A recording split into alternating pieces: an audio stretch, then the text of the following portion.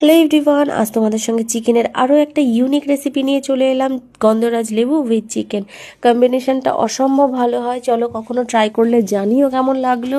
পুরো ভিডিওটা দেখতে থাকো, আশা করি ভীষণ ভালো লাগবে। এখানে চিকেনের মধ্যে খানিকটা নুন আর গন্ধরাজ লেবুর ওপরের সবুজ অংশটা দিয়ে ম্যারিনেট করে রেখে দিচ্ছি। এখানে ছোট্ট একটা টিপ, গন্ধরাজ লেবুর যে ভেতরে সাদা অংশটা থাকে সেটা অ্যাড করবে না, তাহলে তেতো হয়ে যাওয়ার একটা চান্স থাকে।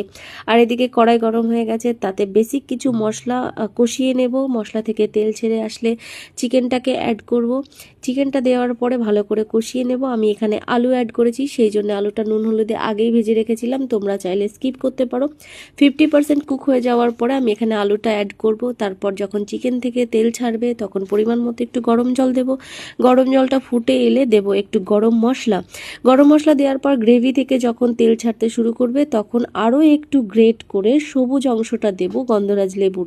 এইবার নাড়াচাড়া করে নামিয়ে নিলেই রেডি গরম ভাতে গন্ধরাজ চিকেন। রেসিপিটা কেমন লাগলো কমেন্ট সেকশনে জানাতে ভুলো না। ভালো লাগলে লাইক কমেন্ট শেয়ার করতে ভুলো না। আজকে এই পর্যন্তই, ফিরবো নতুন রেসিপির সঙ্গে। সবাই ভালো থেকো, সুস্থ থেকো, ততক্ষণের জন্য টাটা, বাই বাই।